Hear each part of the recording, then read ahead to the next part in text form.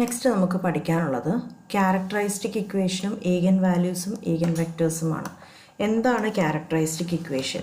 നമുക്കൊരു matrix A ഉണ്ടെങ്കിൽ determinant of A minus lambda I equal to 0, ഇതിനെയാണ് characteristic equation എന്ന് പറയുന്നത്.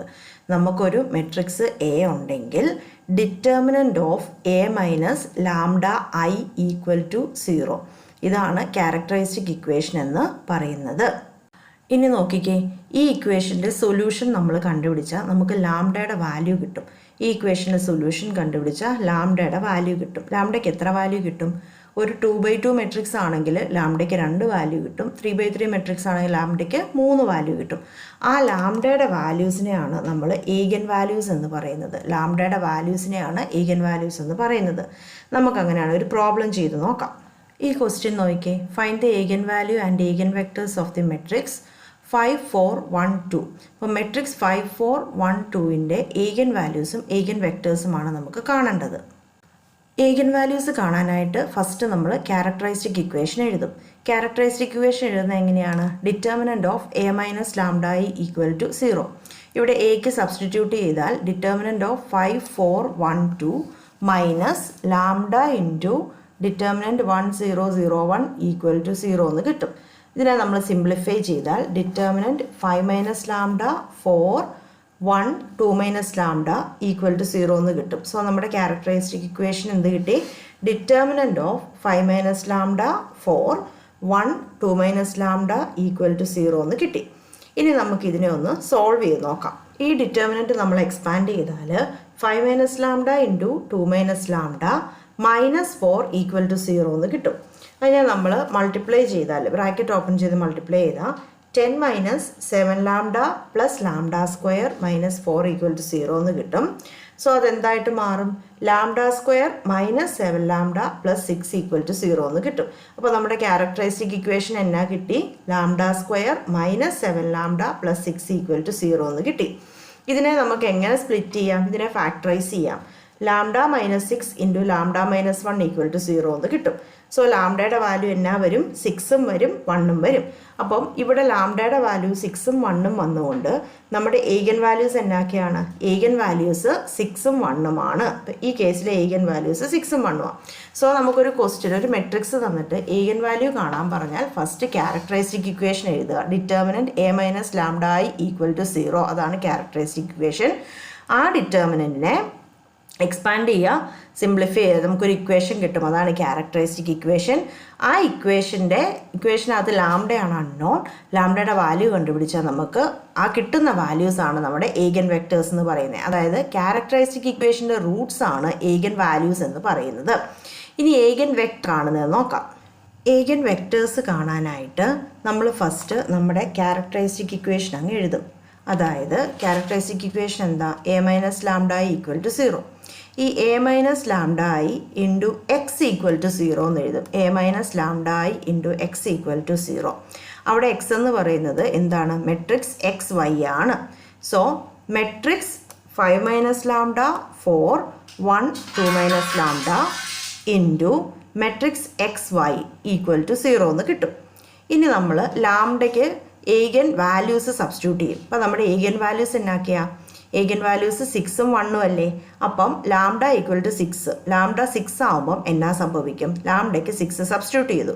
അപ്പോൾ നമുക്ക് മെട്രിക്സ് -1, 4, 1, -4 എന്ന് കിട്ടും. Matrix -1, 4, 1, -4 into matrix X Y equal to 0 എന്ന് കിട്ടും.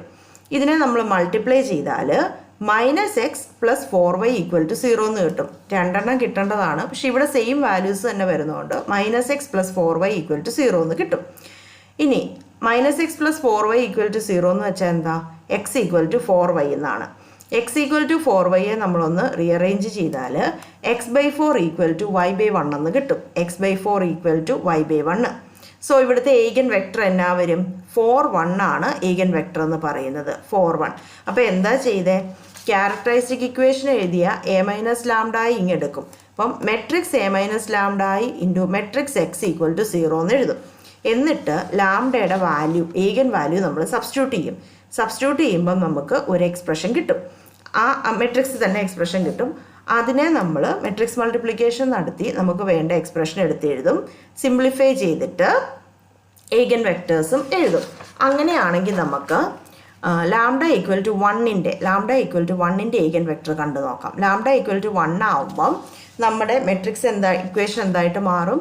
Matrix 4 4 1 1 into matrix X Y equal to 0 എന്ന് കിട്ടും. Matrix 4 4 1 1 into matrix X Y equal to 0 എന്ന് കിട്ടും. അവിടെ നമ്മൾ മൾട്ടിപ്ലിക്കേഷൻ നടത്തിയാൽ 4x + 4y ഈക്വൽ ടു 0 എന്ന് കിട്ടും. അതായത് x + y ഈക്വൽ ടു 0. ഇനി സെക്കൻഡ് റോ മൾട്ടിപ്ലൈ ചെയ്താലും x + y ഈക്വൽ ടു 0 എന്നാണ് കിട്ടുന്നത്. രണ്ടും സെയിമാണ്. So x equal to -y എന്ന് നമുക്ക് എഴുതാൻ സാധിക്കും. അതായത് x/1 ഈക്വൽ ടു y/-1.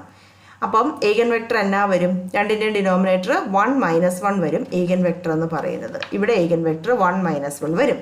അപ്പം ഏഗൻ വാല്യൂ കാണാൻ ഒന്നും ചെയ്യാനില്ല. നമ്മളുടെ ക്യാരക്ടറിസ്റ്റിക് ഇക്വേഷനകത്തെ ആ മെട്രിക്സ് A-λI എടുക്കുക. അതിനെ മെട്രിക്സ് എക്സ് കൊണ്ട് മൾട്ടിപ്ലൈ ചെയ്ത് ഈക്വൽ ടു 0 എന്ന് എഴുതുക. എന്നിട്ട് എന്താ ചെയ്യുക? ഏഗൻ വാല്യൂ നമ്മൾ സബ്സ്റ്റിറ്റ്യൂട്ട് ചെയ്യും. ഓരോ ഏഗൻ വാല്യൂവിനും നമുക്ക് ഏഗൻ വെക്ടേഴ്സ് കിട്ടും. നമുക്കിനി പറയാനുള്ളത് ഏഗൻ വാല്യൂസിൻ്റെ പ്രോപ്പർട്ടീസാണ്. പ്രോപ്പർട്ടീസ് ഓഫ് ഏഗൻ വാല്യൂസ് ആണ് നമുക്ക് പറയാനുള്ളത്.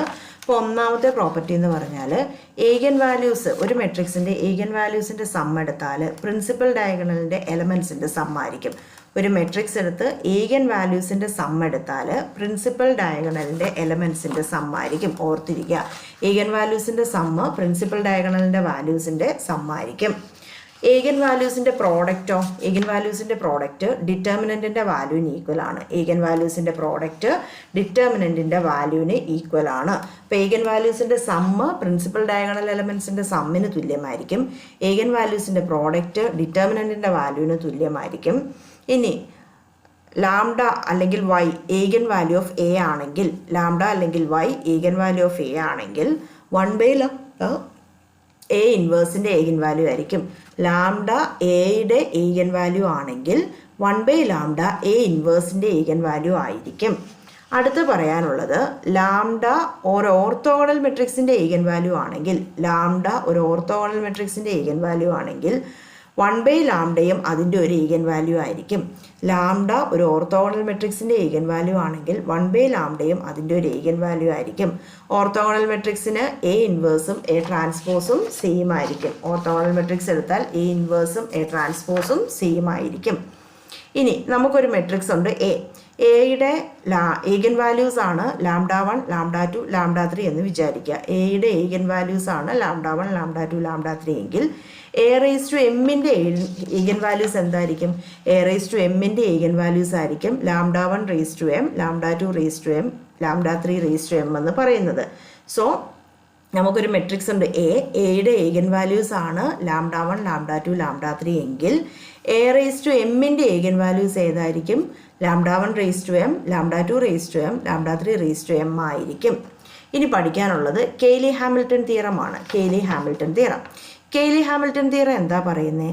നിങ്ങൾ ഏത് സ്ക്വയർ മെട്രിക്സ് എടുത്താലും ഈ മെട്രിക്സ് അതിൻ്റെ ക്യാരക്ടറിസ്റ്റിക് ഇക്വേഷൻ സാറ്റിസ്ഫൈ ചെയ്യും. നമ്മൾ ഏത് സ്ക്വയർ മെട്രിക്സ് എടുത്താലും മെട്രിക്സ് അതിൻ്റെ ക്യാരക്ടറിസ്റ്റിക് ഇക്വേഷൻ സാറ്റിസ്ഫൈ ചെയ്യും. Thank you. Fundamental theorem four linear system, അതായത് സിസ്റ്റം കൺസിസ്റ്റൻ്റ് ആണോ അല്ലയോ അങ്ങനെ നോക്കുന്ന കുറച്ച് സാധനം നമുക്ക് പഠിക്കാനുണ്ട്. So fundamental theorem four linear system നമുക്ക് നാളെ നോക്കാം. Thank you.